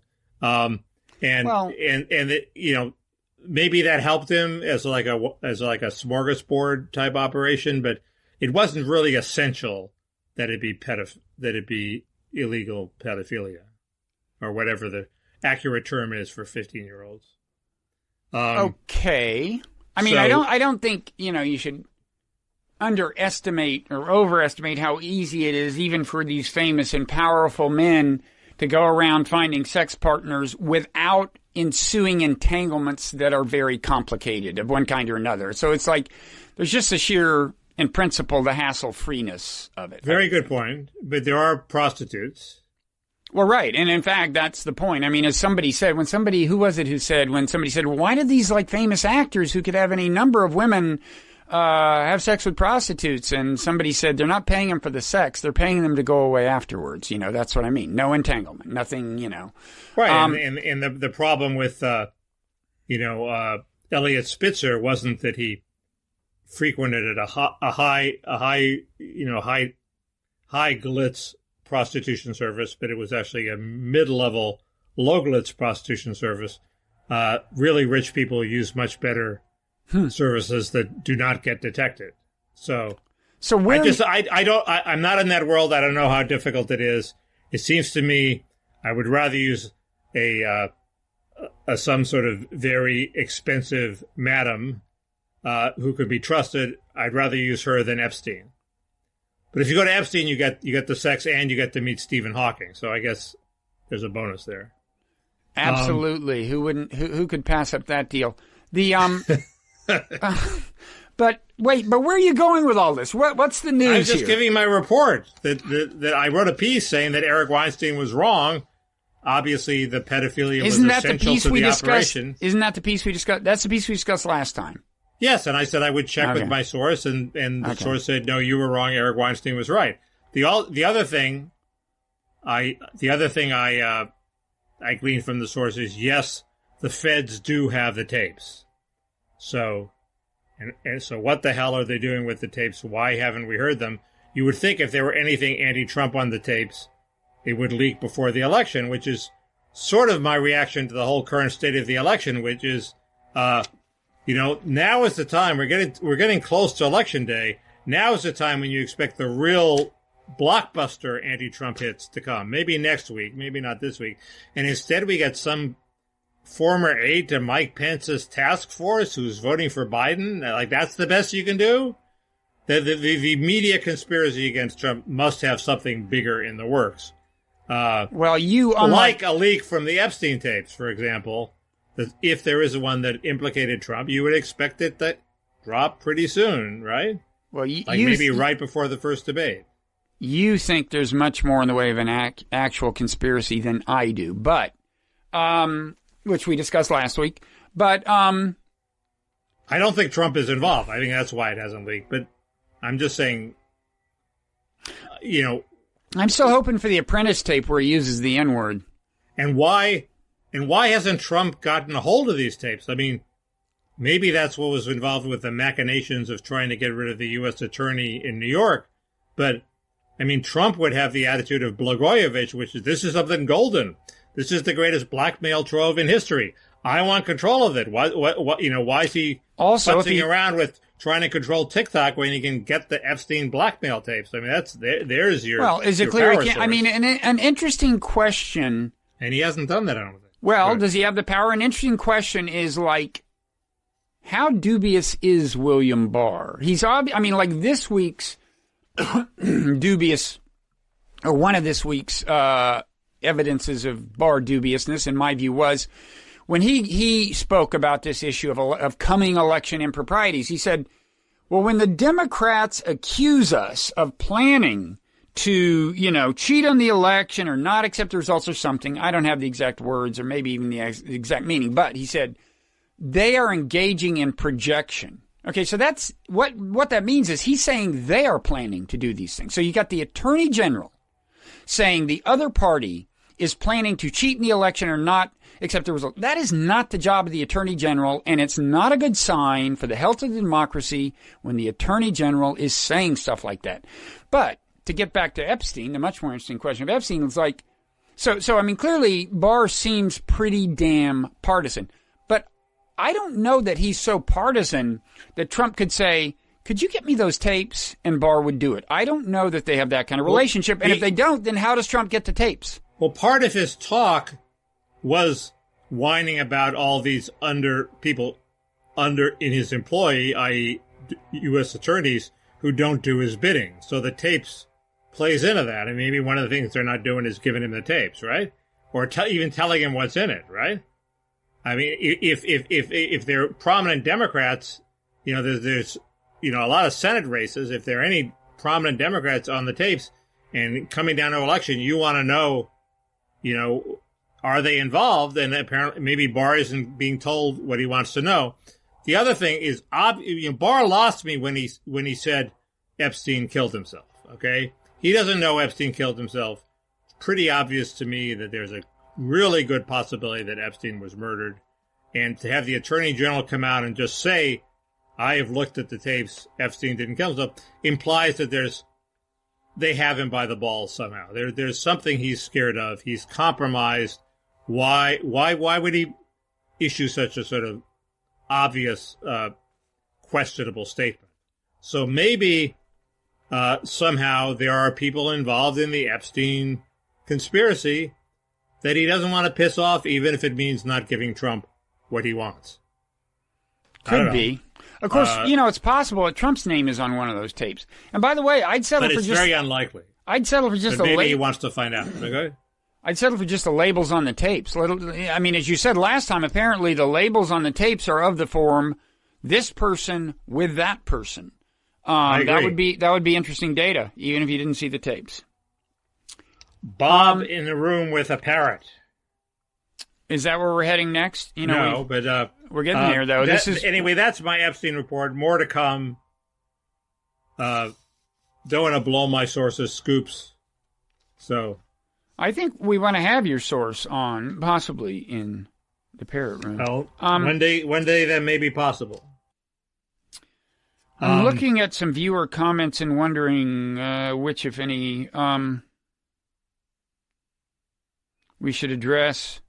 There was some talk of discussing whether Biden's foreign policy is going to be more right-wing than Trump's. Yeah, well, you steered me to this piece, or more hawkish, by, I'm going to have her name momentarily. She writes for Medium, and I got to say, she assembled a pretty effective bill of goods in trying to get us alarmed about how hawkish Biden foreign policy would be. Her name is Katie, Caity, John Stone. On Medium, the piece is, let's be real, President Biden would probably be more hawkish than Trump. And she had some, like an example was when Trump said, he had doubts about whether he should have shifted U.S. support from the actual president of Venezuela to the aspiring president. Maduro's one name. I can't think of the other. Anyway, Biden is like, Trump's not hawkish enough. Damn it. I'd be for, in other words, he was seemingly embracing the policies Trump did choose, which is to, in effect, intervene in Venezuelan affairs, with the full force of economic sanctions, and even apparently kind of half support, an attempted coup. Guaido, I think is the guy's name. Guaido, right. That's the guy who would like to be president. And I don't want to get into details, but like, it's far from clear that Maduro is not the legitimate president by the terms of the Venezuelan constitution. Ultimately, his presidency was affirmed by the highest court in the land, as I understand it. And you can say all you want about, who appointed the Supreme Court justices? Well, you can ask that about the United States in Bush versus Gore if you want. The fact is, I don't think there's a good argument for saying that Maduro clearly violated the Constitution to stay in power. He may be a dictator, maybe brutalizing people like many of our allies, some of whom we've just mentioned. But anyway, for Biden to casually embrace the kind of gratuitous use of sanctions and the gratuitous intervention in other countries' affairs, and there were several good examples in the piece. So anyway, there's that. There is that he tried to pour cold water on that notion last night. He came across as a very peacenicky. You know who's got it? Who you mean? Biden. Biden. Good. God bless him. But also his people, his advisors have said, no, we'll stay in Syria, so we'll have more. Keep troops in Syria where they shouldn't be in the first place. So we'll have more leverage. In fact, where they are, I think illegally by standard reading of international law. This bizarre piece by Danielle Pletka in the Washington Post on why she was going to vote for Trump said that pretty sure she said one problem with Biden is that he might pull our troops out of Syria. So you hear this every different way, as if that was a bad thing. She's a total neocon. She's AEI, right? Yeah, that was one of the least convincing pieces ever. But by the way, you know who's got a podcast? I mean, I don't want to scare you about the competition, but let me just say, did you notice the terrified look on my face? I was actually genuinely terrified. This is scary. Okay. Because, first of all, this person's name plays so perfectly into the name of the podcast, okay? Because if you take the first 7 letters of this person's name, the final 4 of those are SHOW, show. And that, in fact, is the name of the podcast, Dare Show, DERSHOW. I don't know who this is. Mickey Alan Dershowitz is starting a podcast. Can we compete with that? Can we compete with that? Of course. He's implicated in the Epstein scandal. He's walking on thin ice. I'm not. You were afraid it was who? Who is the rival? Natalie Portman may like Dershowitz, but I'm not wildly impressed with him. I thought his great testimony before Congress in the impeachment case was not all that impressive. Well, you don't have to convince me not to respect Dershowitz. No, I respect him. I just don't think he thinks American judges should be able to issue torture warrants. I don't. But then again, you think that too, don't you? I didn't know that, but I just, You're not denying that you agree with him. It's hard to think of people who are so wildly formidable that I'd be terrified of them. Here's the great threat, though. If you ask the question, Mickey, and you can ask the question if you want, and I'll be happy to answer it. If you ask the question, why should people support our Patreon at patreon.com/parrotroom? The answer is, we are besieged with competition from, ever, more and more, they're reproducing like rabbits podcasts from major platforms. New York Times, all these platforms, they announce a new podcast every day. And what do we know about these major platforms, Mickey? They're the MSM. Will people get the truth from the MSM, Mickey? Only accidentally, and they certainly won't get the swear words that we have. Exactly. So, will they get 30% Epstein-related content? No. There's a serious point in here, Mickey. If people want the kind of candor and Epstein-related content that they get from us, I do think there is a serious point about the rise of alternative media and the undermining of the mainstream media. That's even more obvious at Substack with newsletters. Okay, what is the point? The point is that it's happening and it's a good development. Yeah, but here's the thing. It's always short-lived. Remember the era of blogs? I know. And then the most popular blogs were bought up by big media properties like The Atlantic and Time. And before you know it, there were very few truly independent blogs. You know why? Because Patreon didn't exist then. But if Matt Taibbi, or perhaps us, can make a living doing what they want and being subsidized by readers who willingly send them money, why do they need? What is AT&T going to do to lure them into the corporate fold and then kill them? I don't see it. Well, Matt Taibbi has been down that road. He doesn't want to go down that road again.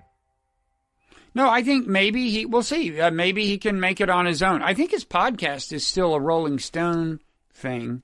Okay, but no, I mean, I think Andrew Sullivan can probably make it happen. I think maybe we will be able to. I think Andrew Sullivan's going to be making more money on his own than he made in New York. Could well be. You should plug your newsletter while we're. It's called I have a newsletter on Substack. It's also called Kausfiles. I hope to write a new one soon. It hasn't been wildly frequent, but we can talk about this hysterectomy story, which I thought was very scary. It started off as ICE has a plan to sterilize women across the border. It seemed genocidal and racist, and as if ICE didn't want them to have any more babies. It turns out it's another well-timed story. It turns out it's one doctor associated with a facility in Georgia that houses would-be asylees, I believe, and he's prescribed 2 hysterectomies, but he prescribes a whole bunch of other procedures that may have the effect of destroying a woman's reproductive capacity, probably for the money. In other words, he gets paid by Medicaid, so he's one of these doctors you go to and everything, we have to take that out, we have to operate.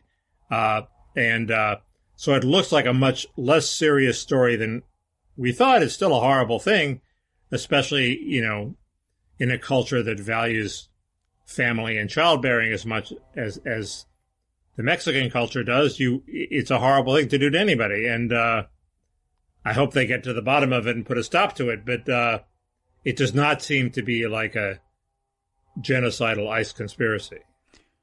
Okay, for now I'll take your word for that. That reminds me, one of our commenters said, that he'd like to hear me argue with you about immigration, or at least express my views, because I've gotten in the habit of just rolling my eyes when you talk about immigration.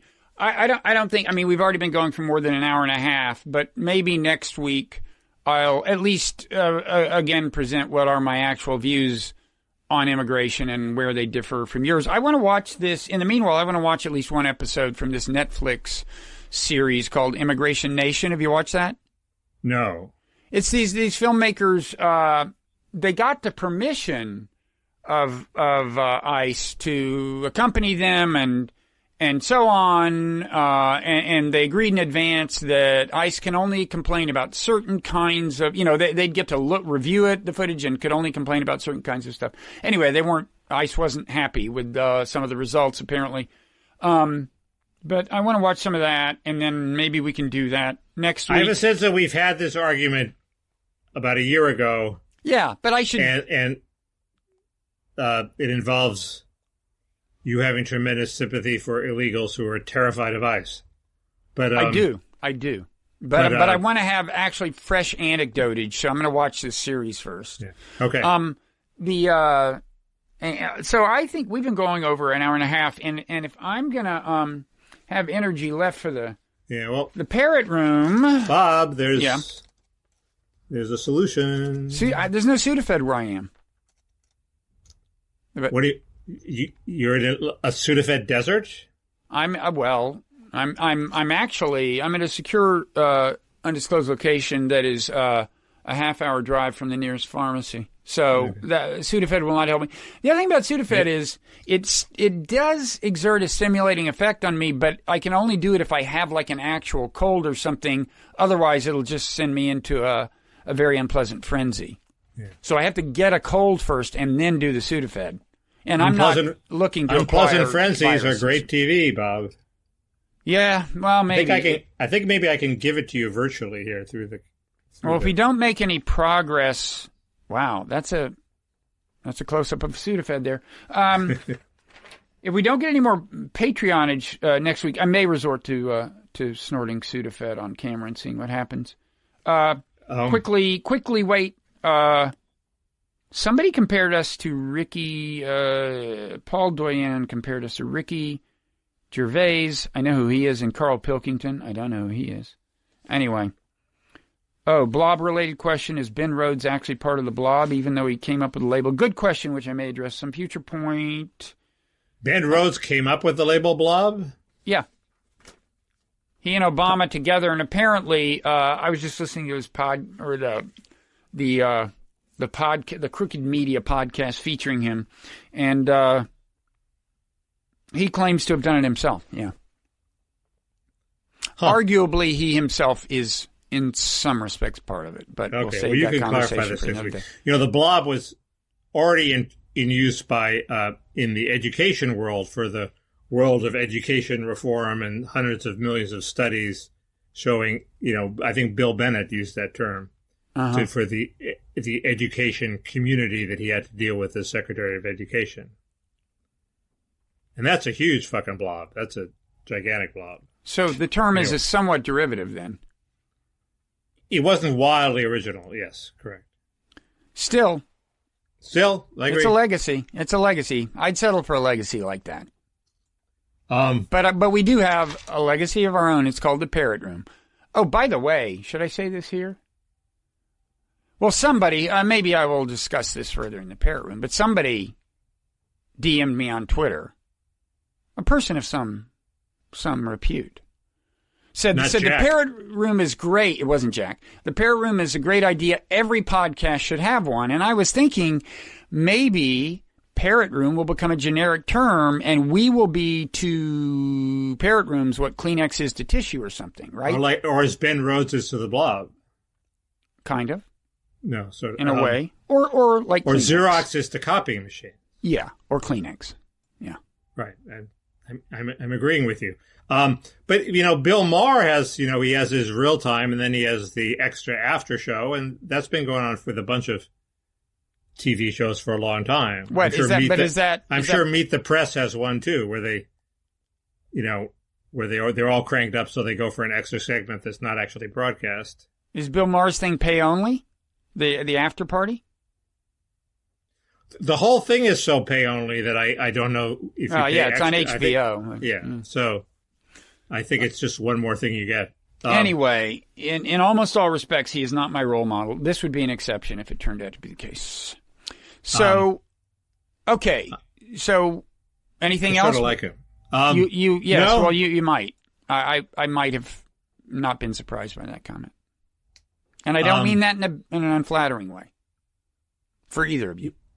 It seems to me he's gotten much nicer over the years. He's become an actual nice person. He's got a lot to make up for from years ago. I haven't checked in since. Okay. So this is. I was once in not the after party, but I was once in the party, he tapes his show in L.A. and sometimes you get invited to the party after the show where the actual guests mingle. Oh, and this was I must have told this story. There's this black activist, and I forget his name, but he's very articulate and he's also a little crazy. He also thinks he's Jewish and he like dresses in white. And at the warm up for the Bill Maher show, the stand-up comedian had talked about Obama as our first black president. And this guy had stood up in the audience and said, he's not black. Okay. Somehow he has some argument that Obama's not black. And police come and they escort him and the white guy next to him for good measure, just to show they're not racist, out of the show. Okay. He's expelled from the show. Yeah. He shows up at the after party. Ted, I think is his name. Ted somebody. The black guy? He's a homeless guy. He's a famous homeless. And they let him into the after party? They let him into the after party. I mean, he apologized for not actually being homeless, for being like actually staying in somebody's house at the moment. And Bill Maher was incredibly nice to this guy. He treated him just the same as anybody else at the after party. Well, yeah, but he had all these witnesses he wanted to impress with how nice he is. No, because I don't think he was always that nice. I think he's turned into a nice man. Anyway, he was very nice. That was impressive. Social equality. He treated everybody equally. It's my thing. Is he quit saying nasty things about Muslims? He hates all religions equally. Okay. Yeah, by the way, one bad documentary is his anti-religion documentary. It's called Religioso or something. Never seen it. Super bad. Okay. Super bad. Okay. But I want to close on a positive note. I can't think of one. So, I know. Do people have to go into the parrot room to see the parrot? Can't you give them a preview of the parrot? I can give them a preview of the parrot. Should I say something for the parrot to repeat? I have to say it. Oh, yeah, go ahead. No, it works for me. Okay, go ahead. I'm just a parrot. I can't speak for myself. That wasn't loud enough, I don't think. That didn't work. No, I don't think Louder. That's what I said. Oh, I know. Okay. Wait. Yeah. Okay. Okay, now try it. I am Mickey's parrot, and if you think I'm entertaining here, you should see me in the parrot room. Didn't quite get there. Maybe. Okay, thank you. Anyway. All right. Cram it, bird. Okay. All right. Thank you, Mickey, for that and for all you do. We will. We will see you in the parrot room. Bye. Okay, see you, Bob. Bye. Okay, so we are back for a little addendum. We thought we were done. We went ahead and taped the parrot room, and then we found out that Ruth Bader Ginsburg had died. And Mickey heroically recovered from, what was that, a planned nap or something? Or you? I think it was a spontaneous nap. Yeah, well, it does. This does, of course, change everything, or seems to change everything. First, we should pay tribute. But honestly, I don't pay enough attention to the Supreme Court to know exactly what specifically I should say in tribute to her. So, I don't know. I only wrote about her very early on. She was famous for saying that maybe Roe versus Wade wasn't the right way to proceed. Did she on say the abortion issue? Yes. Well, that's impressive. But it was credited as she realized that maybe it was a bridge too far or wasn't, the right way to guarantee abortion. But no, if you look at what she was saying, she was really saying that she preferred a different litigation strategy to achieve the same result, i.e. not rely. I think it was rely more on equal protection rather than privacy. So she didn't want to return to states the right to the option of deciding. It wasn't that she recognized a limit to judicial interference. She just wanted them to interfere in a different way, and it was a litigator's objection. It was like, we should take these cases instead of these cases. Okay, so she got sort of too much credit for that, but obviously she was a very nice person. Otherwise, she wouldn't have been able to reach across party lines to be best friends with Scalia, who was also a very nice person. So I know nothing negative about her. You would wish that at some point judges would, be more heterodox than she seems to have been, but that's true of almost everybody. She's a great story, and it's a very sad day. Yeah. It does immediately have political ramifications, though. I think the Republicans have announced that they're going to try to fill the seat. Have they already? Really? I think they have, yeah. Not even a decent interval. Who said it? Do you know? Pretty sure McConnell. Their argument is that it's different from Garland because the rule they applied in the Garland case, which is that they shouldn't fill a seat right before an election, only applies when the Senate and the president are of different parties. That's their argument. Have you seen the Lindsey Graham videos circulating? No. Well, it's from when, I don't know, I guess he was at maybe the Aspen Ideas Festival or some Atlantic gig. I think it's maybe Jeffrey Goldberg interviewing him. I'm not sure.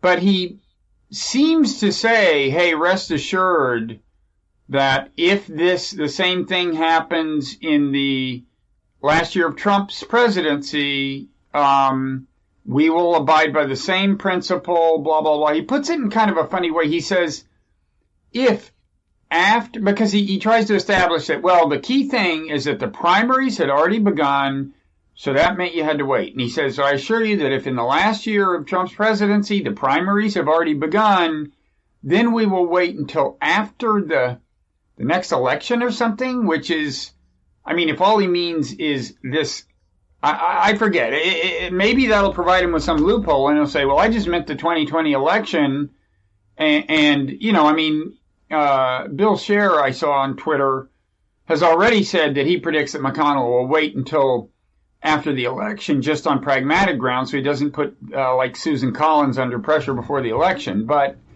that's a good point. And also, but they could try to fill it in a lame duck.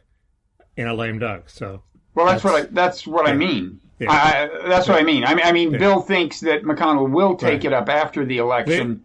One of the problems he has is that the establishment Republicans are dropping off already, saying that they will not vote until the new Congress is seated. So we have Murkowski already said that. People think Romney might say that. And they only have a 53-vote majority. So if they lose a couple more, McConnell is sunk. Now, you'd think he would have checked before he declared he was going to try to fill the seat. Under my principle, which is, Garland would have lost. My principle is the Senate has a right to veto anybody they don't like. So Garland would have lost. So the principle is Garland would have lost. The Senate didn't like him. So if Trump now nominates somebody the Senate likes, right, that's okay by me. But not by me.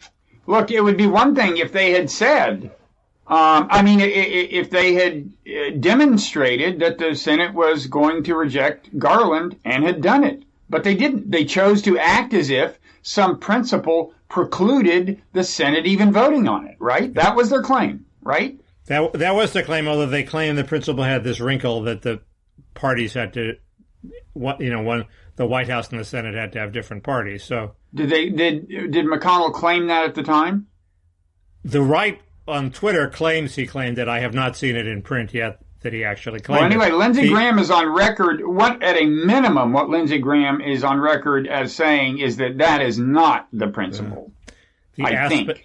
The Aspen Institute and Jeffrey Goldberg continue their path of destruction. But one of the, it's possible that the best outcome for Trump might be he proposes somebody, motivates the base, they have a big fight, maybe the vote doesn't come in election day, and he gets the best election result possible, and then he can decide in the lame duck whether to proceed or not. The danger for his side is that what Greg Sargent pointed out is what if they ram somebody through, they lose the election big time, then the Democrats sweep both houses and they add 2 justices to the Supreme Court and eliminate the filibuster. and do the worst of both worlds. I do not know which way justice is cut. I mean, if it's just about abortion, I would think the Democrats would win, because if they say abortion rights are in peril if we don't elect a Democrat to fill this seat, I would think that's good for Biden and bad for Trump. But around Twitter, everybody's saying something different. It mobilizes the base. It really gets out our vote. And it's I guess they would argue it's about more than abortion. It's about your philosophy of the Constitution. Well, it seems to me, I mean, it mobilizes both bases, right? And the question is, how many people on each side does it motivate who wouldn't have voted otherwise? Right. And I guess the argument is that Trump has already motivated the left, so he needs something to motivate the right. That could be. But I can imagine there being some pro-life people who are disenchanted with Trump. But why wouldn't they? If they're thinking about it, why wouldn't they think that ultimately the abortion issue is at stake? In any event, I mean, there's a good chance you're going to lose a Supreme Court justice over the next 4 years. Yeah, it's not. But it's not, on the right. It's not just pro-life. It's the whole culture war thing. Yeah. So I would think it's a pretty potent motivator. The other problem is, of course, that Trump will decide to nominate somebody sort of milquetoasty to try to show what a statesman he is, and then we'll be stuck with this person, and it'll sort of be the worst of both worlds. Certainly there were some milquetoasty people he was considering, Kethledge being number one. And if you care about immigration and not abortion, and you're not, pro-life isn't all you care about, Amy Barrett is not, who was also a leading runner-up, is considered strong on anti-abortion and weak on immigration. So she would be a problematic nominee from at least my perspective. It's a very complicated calculation he's faced with. I guess McConnell has sort of taken it out of his hands, which is not such a bad idea. A question I have, I think in any event, once Garland happened, in a situation like this, if Trump proceeds, as he apparently will... Well, Trump could easily tell McConnell, no, you're wrong. But go ahead, sorry. You think there's a chance of that? Yeah, I mean, he tells McConnell you're wrong all the time. But go ahead. Well, if there's an attempt by the Republicans to fill the seat, either before the election or after an election that Trump has lost, I think in any event, after Garland, you would have seen some kind of protest, some kind of street demonstration against that. I think now that demonstrations they're just a thing, they're happening now, they're in progress, I think you could see an extremely robust street protest. I can imagine people going to McConnell's house and protesting and surrounding it. They might overdo it, as they always do. They might well overdo it, and this might be Trump might want to provoke that. Right. I just don't know. I have no. It's a wild card, but it could get ugly. The initial calculation is: does Trump gain anything by trying to actually ram this through before the election? And I don't quite see it. He still turns out the base if it becomes a contested issue. This is about the Supreme Court. He turns out his base for the election, gets the best result he can from the election, and then he can do whatever the hell he wants in the lame duck. The only counter-argument I've seen on Twitter is, yes, but if he has a great court victory, people will reward him. Well, I don't think he gets rewarded that much for his victories. So I think the more you analyze it, the more Bill Scher is right, and says in that they're probably going to push it off till after the election. And then try to fill it in. And then if Trump wins, it won't be particularly controversial, but right. If he loses, it will be. Yeah, but who cares? If he loses, he's lost. So but if he loses, well, I mean, Democrats care if they fill the seat after he's lost. That's what the controversy will be. Right, but even from Trump's point of view, there's no downside. I'm trying to figure out what he'll do. There's no downside in ramming it through after he's lost. He's already lost. Right? Of course, the other complication is the election may well be winding through the courts in December. So Trump appoints a new justice. Does the justice sit on the cases that will decide the election? Whoa. That's it gets more and more complicated. Wait, I hadn't even thought about this problem. The shadows. Long. Look, the election could well go to the Supreme Court. So suppose it's not filled. I mean, I had thought that in any kind of close case, Roberts was really likely to lean kind of against Trump in a close election case, because I think he really doesn't want the court to seem to have, unduly leaned in Trump's direction. And I also don't think he likes Trump. But now you're talking about an 8-person court potentially.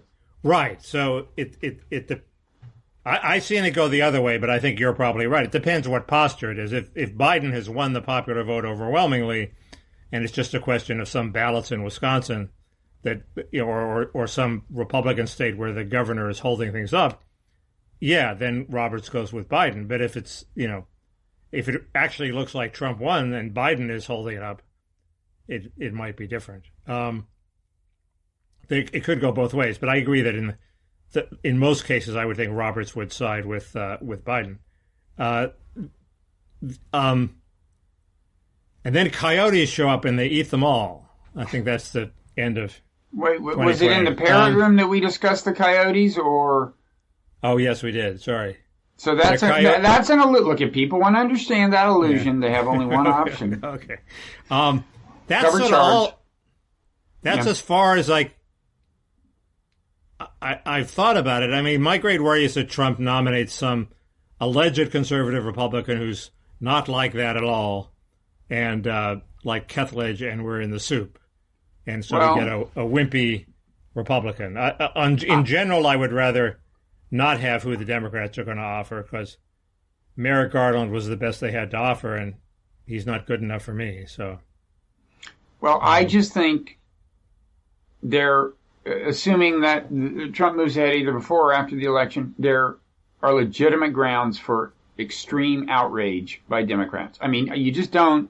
What is even the logic behind them saying, it only matters if it's two different parties? How does that? I guess the argument is that then there's sort of equipoise. It's a tie, and we ask the voters to be the tiebreaker. Equipoise, it's a tie. Well, why don't you just go ahead and see if there's equipoise? I mean, well, right. That's the counter argument, and I guess the argument would be, well, then you're just going to get a wimpy judge who's in the middle of the road, and the counter argument is, what's wrong with all the time. I mean, what's wrong with a wimpy judge who's in the middle of the road? Either something close to the election should await the election or not, it seems to me. I just don't understand I don't right now see any rigorous logic behind the split parties idea. Just seems to me like total bullshit. I'm pretty sure that the only way to interpret what Lindsey Graham said in that video is that that's not going to be the issue. He's like guaranteeing that in some sense, in the final year of a Trump presidency, they will follow the pattern established with Garland. And I just think it's grounds for outrage, and I'm ready to hit the streets. This is just fucking bullshit. So if Graham decides this is a bad idea, and Murkowski and Romney, McConnell's down to 50 votes. That would, Graham's up for re-election, so he can't afford to do anything, make any missteps here. This whole thing might collapse of its own weight. Well, even assuming McConnell might just say we'll decide after the election what we're going to do, and go away. Even assuming that Graham's wording in that Atlantic video doesn't leave a loophole, and I only watched it once, so, Judd, your mileage may vary, but I certainly wouldn't assume that Graham will abide by it. I mean, Graham will do what's in his political interest, and that'll probably mean disregarding the video. I'm not so sure. You think he's so principled that he'll stand by his word? I think he might get so much bad press and be subject to such devastating negative ads that he decides to play it safe. Well, it's kind of, again, it's kind of ambiguous wording. There was certainly the general assurance that, hey, believe me, we'll follow the pattern we followed. I don't know if he said it before the congressional elections. I don't remember when it was. And so I don't know if he knew what the partisan composition of Congress would be. You would think McConnell would have very carefully gone through all his contested elections and figured out who it helps and hurts, and he must have decided it helps more than it hurts to go through with it. For example, I could easily see it helping Joni Ernst. And I guess Susan Collins can say, "I will be the voice of reason as I always am," and. And what? And what does that mean? Well, she's just trying to get votes, that she's not going to be lockstep for McConnell, but she's willing to go ahead with nominating somebody for the court. The other issue is who's going to want to be this political football. I mean, Merrick Garland, God love him, said, "Go ahead, Obama, make me the sacrificial lamb." What respected judge is going to want their career any to respected end? Judge. What? Hmm? Well, if it puts them on the Supreme Court. Well, it might and it might not. They might be an ignominious footnote in history. Well, I think it might be much clearer by the time it's time to name someone whether or not they're going to get through. That's going to be the day after tomorrow. What do you mean? Things have to move fast if they want to do anything before the election. Well, right, but they may well wait until after the election, but still do it after a Trump loss, which will be. Yeah. That's almost worse, right? Isn't that almost worse than doing it before election whose outcome is unknown? If you lose, if you win, I guess you still get an asker. But I mean, worse in terms of seeming to be at odds with the logic of what they did with Garland. Yes. But not. Let the record show that even before this happened, before we knew that Ginsburg died, I said that the McConnell rule was crap. As it happens, we discussed that in the dialogue, right? Yeah, in the dialogue which was preceded this segment. Mm-hmm. The rule is just who has the power, who has the votes. If you have the votes, you can confirm somebody. In a certain sense, yeah, that's always the rule. But there is the argument that people in power who care about the republic and respect for, norms in the Constitution and so on, and don't want blood in the streets, actually stand by principles they articulate. There's that argument, too. I mean, obviously, McConnell is basically, so far as I can tell, a completely cynical operator who will not abide by principles he's articulated. It would have been better if McConnell had said, "We don't like this guy, let's put a vote," and they'd voted down Garland. I agree. Yeah. He's already said that thing some months ago, and he got a laugh from his audience. Like, yeah, if somebody if a seat opens up in the closing months, yeah, I'll fill it. And they laughed because it's so cynical. Right. And that is an acknowledgement that it's a cynical move at odds with the actual logic behind what they did with Garland. That's true. I had one more thought, which I've completely lost now. But, this is, seriously, the Republic is showing real signs of strain, and this is really no time for cynicism. That was the unanimous sentiment on Twitter was we're in big trouble.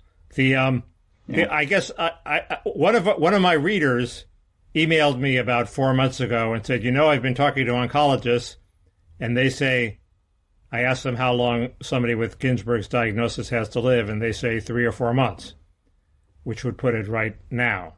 And why don't you assign a piece on this? And I stupidly ignored this.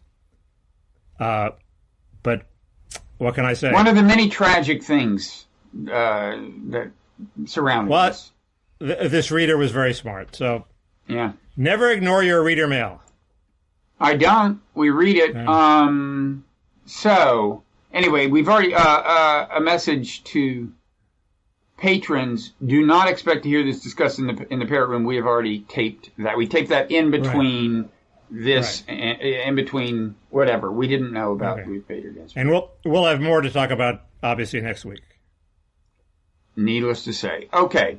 That's about that. We exceeded my reservoir of relevant knowledge the moment I hit record, and I think now we've pretty much exhausted yours. So is that about it? But you won on outrage. So I'm sorry, but God damn it! I mean, if you were a Democrat, wouldn't you be pretty pissed if McConnell turns around and pulls this shit? It is at obvious odds with any actual plausible logic underlying what he pulled the first time around, which was dubious in the extreme on the face of it. If you really believed in democracy, you wouldn't try to get all your aims accomplished through the Supreme Court anyway. But yes. Well, there's that too. And there's also the fact that McConnell could have just been honest and said, no, bring it to the Senate. Screw it. And he ain't gonna get through. I agree. No, but he didn't do that. I'm open to the possibility that McConnell is an unprincipled jerk. Okay. Anyway. We end on a note of Concord. Okay. All right. Thanks. See you next time.